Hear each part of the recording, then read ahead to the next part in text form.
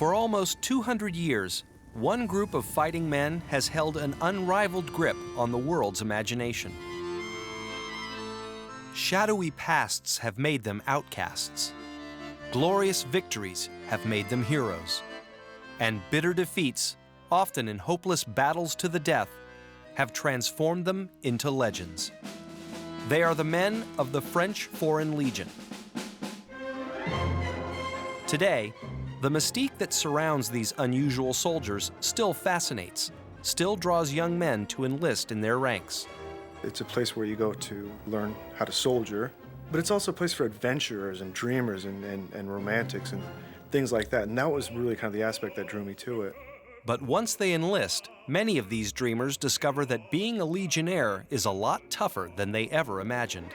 They often joined with very romantic ideas, and then when they get there, the reality of service in the Legion was really very harsh.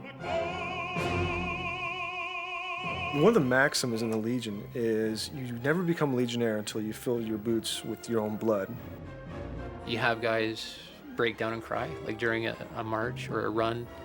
They have to be dragged, and it can get ugly. But the recruits who are up to the challenge earn a unique claim to fame. The Foreign Legion becomes a sort of gold standard of toughness. You know, I survived 5 years in the Foreign Legion, you know, sort of march or die. They wanted to prove their toughness, and where better to do that than in the French Foreign Legion?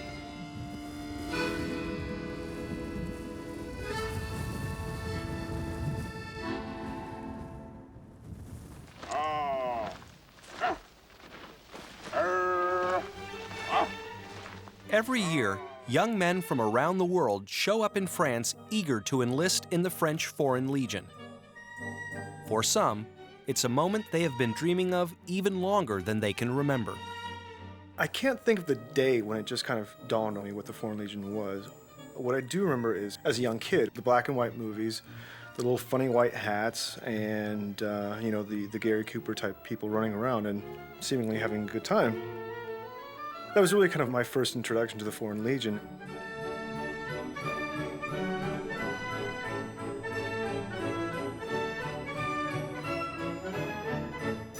I learned that the French Foreign Legion still existed while I was still in high school, actually. I happened to read an article in a magazine, and from that moment on, I was hooked. The Legion has been hooking young foreigners like these since its founding in 1831. Back then, a new French king, Louis Philippe, was eager for France to flex its muscles as a colonial power. But the French people had their doubts about these foreign adventures. They knew that being drafted to fight France's enemies in Europe was bad enough. Being sent overseas to die for the ambitions of a conquest-hungry king was pushing unwilling conscripts too far. And it wasn't just enemy bullets that had them worried. In places like North Africa, French troops often discovered that dysentery, malaria, and heat stroke were their deadliest foes. The mortality rate was huge. I mean, there are all sorts of nasty things you could die of, and probably would. So survival rates were really very low. So there was a strong opposition in France to ordering conscripts to go to the colonies because so many of them died. So who were you going to use? Well, you had to have specialized units for this. In other words, units of volunteers. But where could Louis Philippe find these volunteers? Men who were willing, able, and expendable. He found them wandering the streets and squares of France, but they weren't French. France has always seen itself as the home of liberty. So in a continent where there has been political turmoil, failed revolutions, failed mutinies, many people often after they failed, they flee to France because France has had an open arm policy. The French problem is, what do we do with these people? So what better solution for everybody concerned than to take these foreigners who were potentially politically disruptive, gather them together in this special unit of foreigners and to get them out of the country as soon as possible. And the idea is that foreigners could only serve in this unit, not in regular conscript units, and they could only serve outside of France. Louis-Philippe would be deposed in 1848, but by then, his Legion of Foreigners had already proved itself as a tool for colonialism. Historically, whether you agreed with colonialism or not, the Legion was always a very important component in imperial conquest. They were the ones who spearheaded France's imperial mission, and that was their mission in life. The Legionnaires would win some of their greatest victories and gain their most lasting fame in the conquest of the North African region that became known as Algeria.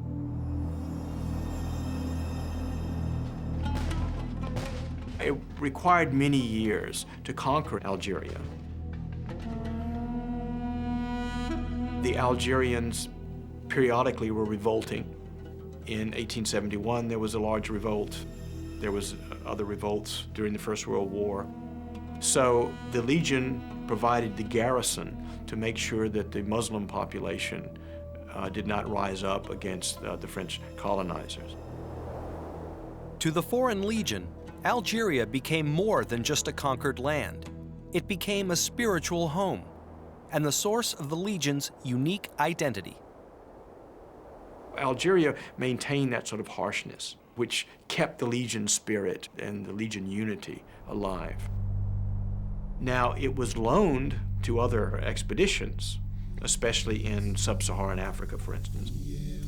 Eventually, it's stationed also in Indochina, and that is the most popular garrison. But it would always come back to Algeria. It was in Algeria that the Legion's romantic legends began to take shape. Legends of mysterious men fighting and surviving under extreme conditions, and dying for a cause that wasn't their own.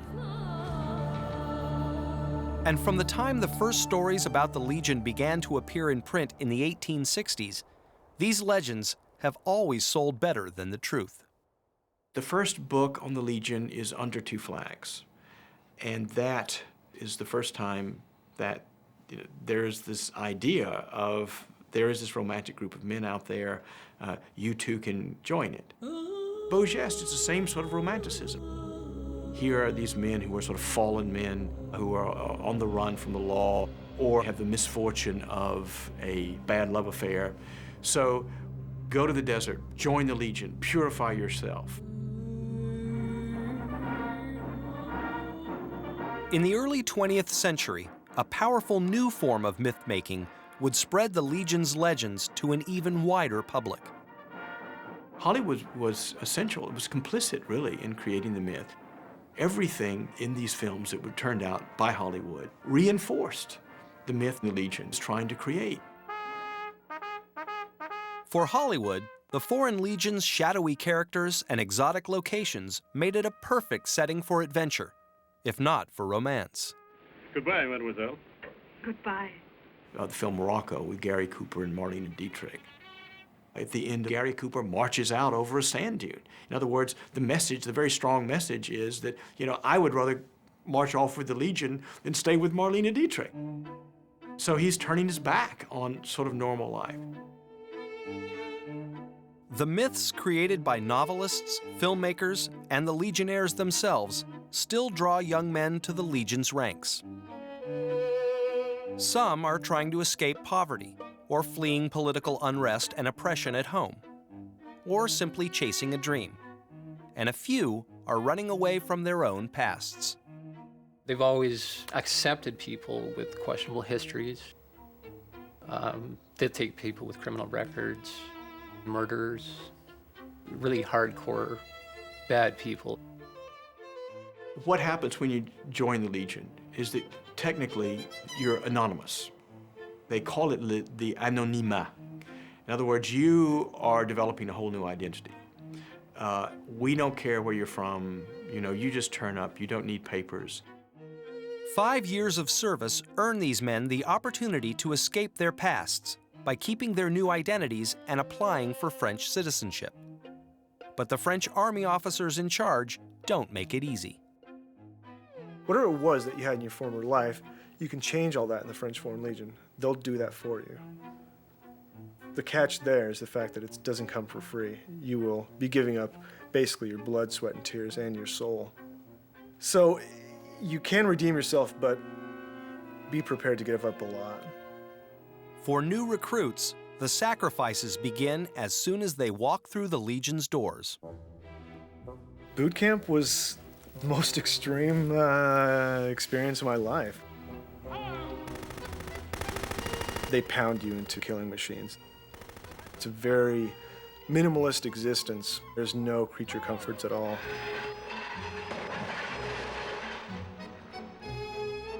We had what's called the Raid March, and that's basically an endurance qualifying march. And in our case, it was for 7 days. 7 days from dusk till dawn, we were on our feet marching. You almost went into an insane frame of mind by the time you're finished. You were that tired, it was that tough. You have people start yelling at each other, and because you have to suddenly pick up somebody else's slack. You might have to carry somebody else's rucksack because they just can't go anymore. Dropping out just isn't an option. You must make the march. And a lot of this stems back from the days in Algeria where really, if you couldn't make the march, you were going to be left behind to die. So the Legion, being as traditional as it is, it still adheres to that notion that you will complete the march at all costs. And things only get tougher for the recruits who can't keep up, thanks to another of the Legion's oldest traditions, corporal punishment. Violence is a tool, and the Foreign Legion still uses it. Unlike all other Western armies, they still retain this instruction method of using violence to make the point come across. Une poitrine. You've got to remember that a lot of people don't understand French, especially when they come in. The sergeant is not going to stand there and sort of try to reason with you and try to make you understand, you know, if you're sitting there saying, no comprendo, well, I don't understand the order. This is the order, you know? I'm going to give it once. The second time, I'm going to give it like this. Black eyes, bloody noses, bruises, maybe a few broken bones. It really kind of depends upon how severe maybe the infraction is. But yeah, you will get beaten up. Beaten up by non-commissioned officers who know their victims have no one to turn to. For even though the Legion is a part of the French army, the rules that protect French troops don't apply to the foreign volunteers. The Legionnaires are not going to write their congressman. They're represented by nobody in France. So they really have no way to appeal. So the Legion has a free hand politically to do their will with these people. It doesn't take long for some of the battered recruits to start wondering whether they really want to stick it out in the Legion for 5 long years. By the time the day came when they decided that we were in or we were out, a large part of me said, I hope they don't pick me. I hope they show me the door.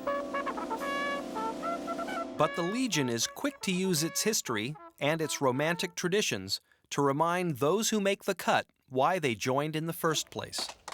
Just 1 month into basic training, they are granted the right to wear a beloved symbol of the Legion, the képi blanc, or white cap. One of the most, I suppose, emotional or stirring moments that you do have as a Legionnaire is when you're first issued the right to wear a képi blanc. We're going to finally wear this little funny white hat that we'd seen and heard so much about. We had the képi in our hand. And after we pledged an oath, not to serve France, but to serve the Foreign Legion, the commanding lieutenant finally gave the order to don our kepis. And in one swinging motion, everybody donned their kepi at the same time. And you felt like $1 million. It's quite emotional. Like, to me, the képi is one of the major symbols of the Legion. And to finally be standing there wearing one, that was actually quite a special moment. Doesn't mean that the hell stops. That's what's interesting. You still got 3 months left of basic training. And 3 more months of indoctrination into the Legion's hallowed traditions. Traditions often expressed in song. Singing is a strong part of Legion tradition. One of the first really strong impressions I had of it was just after we got to basic training and we were lining up to have dinner in the evening. And just to hear that for the first time, coming out of the darkness, it was night and there was fog, and it just sounded fantastic, beautiful. You just get goosebumps.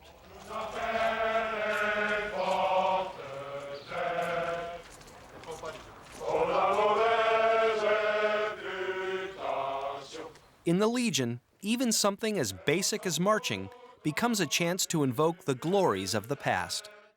The pace that they use in parade is substantially slower than a normal army. So it is quite slow to get that rhythm down. It's very left, right, instead of left, right, left.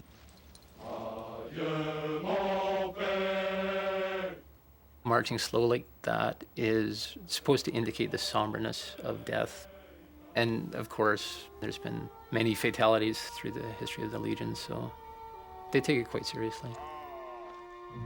Recruits soon learn that honoring the memory of those who gave life and limb for the Legion is at the center of many of the traditions they are expected to uphold. And the greatest glory goes to those who made the ultimate sacrifice. Only they are deemed worthy of having their names inscribed in the Legion's Hall of Honor. Whether the battle is won or not doesn't really matter. The point is that they live up to their obligations to die for the Legion. In many respects, the only real legionnaire is a dead legionnaire, because he's actually died for the myth. Every year on April 30th, the Legion drives this point home with a massive celebration of one of its greatest defeats. A defeat that came in 1863, during a quixotic campaign to impose a European emperor on Mexico, in a tiny village called Cameroon.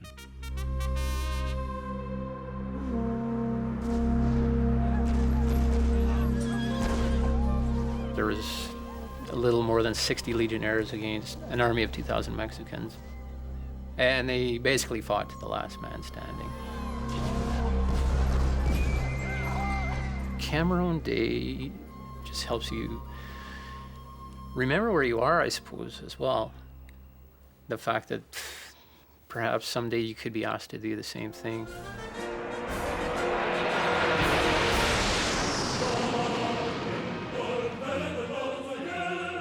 The highlight of every Cameroon Day is the display of one of the Legion's most sacred relics, the hand of Captain Jean d'Anjou. Captain d'Anjou was the leader at Cameroon. He had lost a hand in a hunting accident, actually, not in combat. And he had a wooden replacement. And this was discovered after the battle, and it becomes the relic of the Legion. And to be given the honor of carrying the hand of d'Anjou on the 30th of April is one that people would die for, quite literally. It's one of those artifacts of the world that, you know, you don't have access to otherwise. And to see it sitting there, it's a special moment as well. Special moments like these instill the old ways in new recruits. But sometimes this obsession with their own history can lead the Legionnaires astray. In 1961, clinging to the past almost cost the Legion its future. By then, nationalist uprisings had already driven the French out of their colonies in Indochina and other parts of the world. As this revolutionary tide swept across North Africa too, French President Charles de Gaulle decided it was time for France to get out of Algeria for good. But some members of the Legion refused to go. Many legionnaires feared that if Algeria was abandoned by the French, then the Legion would be abolished. On the eve of the withdrawal, a group of legionnaires mutinied and declared their determination to keep Algeria French. De Gaulle was outraged by this reminder that a legionnaire's first loyalty is to the Legion and not to France. And the French people feared that this ruthless group of foreigners was preparing to stage a coup, and to set up a new government that would let them stay in Algeria. There was a great fear the Legion would actually invade France. So many people drove their cars onto the airfields to prevent that. There were tanks surrounding the National Assembly to actually protect the legitimate civilian organs of government against a military coup. J'interdis à tout Français. President de Gaulle went on national television to condemn the rebellious legionnaires. What de Gaulle does, of course, is he broadcasts to the whole French army. And he says, I am your commander-in-chief. If you are ordered to mutiny, if you are ordered to fight against the French government, then you refuse to obey those orders. Française, Français, aidez-moi. De Gaulle's rapid response put an end to the mutiny. Some thought he was ready to put an end to the Legion too, but he didn't. Instead, de Gaulle forced the legionnaires to obey his orders, forced them to leave their beloved Algeria, and to transfer their headquarters to France for the very first time. Cast adrift from its spiritual homeland, the Legion was left to find a new role for itself in a modern, post-colonial world. You know, historically, their mission has been abroad, not in France. So it's going to require a real change in the sort of Legion way of looking at its mission. They've gotten into peacekeeping in the last several years, and they seem to be very good and effective at that, almost more so perhaps than what they were doing before. They've seen considerable action in Sarajevo. They've seen considerable action in the Congo. They've seen considerable action in Cambodia as well. But desert battle remains a Legion specialty. Still, in between peacekeeping missions and police actions, there's really not a lot for a soldier in the modern Legion to do. There's a lot of doing nothing. There's a lot of slow days where you really don't do anything. I used to think of it as being a monk almost, or in prison even. One of the ways they do keep you busy is the mop and the broom. 3 times a day, you're cleaning your barracks, whether it needs to be cleaned or not. Complaining or failing to measure up isn't an option. I remember there was a legionnaire. What ended up happening to him, I mean, they gave him black eyes. One incident I remember, we were all lined up in the hallway. They made him bend over, and they grabbed his arms. They used him as a battering ram against a door. I mean, we're all standing there watching that, horrified, but just powerless to really step in and stop it. I mean, you don't dare do anything, or you risk repercussion yourself, of course. It's one of the things that sort of slowly winds you down. The boredom and brutality take their toll. Men who came to the Legion seeking adventure often grow restless. Desertion has become part of the lore of the Legion. It's associated with the Legion mythology, just like the Kepi Blanc, just like Cameron Day. In fact, when you look at in the context of the Legion ethos, it's really a strength rather than a weakness. It's part of their efficiency. An efficiency that comes with the voluntary exit of reluctant or unpromising legionnaires. The thought of deserting, it was kind of a monkey on my back. And one day it just sort of spilled over and I said, "Hells, I'm just gonna do it. I'm gonna leave. I've had enough." Jamie Salazar decided to slip away on his next leave. But after months of indoctrination, just walking away from the Legion wasn't as easy as he expected. I was actually one of the people who deserted once and then came back. I kind of realized the mistake of my ways. So I turned myself in, expecting very well that I was going to serve pretty lengthy jail sentence. Salazar hoped to serve that sentence at the Legion's headquarters. Then, he discovered he would be serving it with his old regiment instead. I just didn't want to go back. I didn't want to go back to the same people who had made my life a complete hell. So what I actually did is I actually broke out of the prison wagon, made a run for it, literally, through the mountains, and made my great escape. Salazar had fulfilled just 1 year of his 5-year commitment to the Legion. But some Legionnaires are determined to honor the pledge they made when they enlisted. I went there to do it. I went there to complete 5 years. And for myself, I would have regretted it if I'd have left and not seen it through to the end. So that was kind of the driving force that kept me there. Evan McGorman would serve 2 tours of duty in Djibouti during his years in the Foreign Legion, 2 more in Chad, and time as a peacekeeper in Kosovo. But by the time his 5-year contract ended, he was eager to move on. I think 5 years was quite enough. I have no regrets about joining. I'm very glad I did. Wouldn't really trade it for anything. But I could never go back. Those days are over for me. Evan McGorman lived out his fantasy of joining the French Foreign Legion and survived to tell the tale. But can a force so obsessed with its own heritage survive the challenges of modern war? In the end, it may depend on whether the Legion learns to use its legendary past as building blocks for the future, or lets itself become a prisoner of its own myths. The Legion has many myths. Is the Legion a prisoner of those myths? Yes, but it's a golden prison. Because these myths are so embedded in its personality and so embedded in its performance, it couldn't really survive without its myths.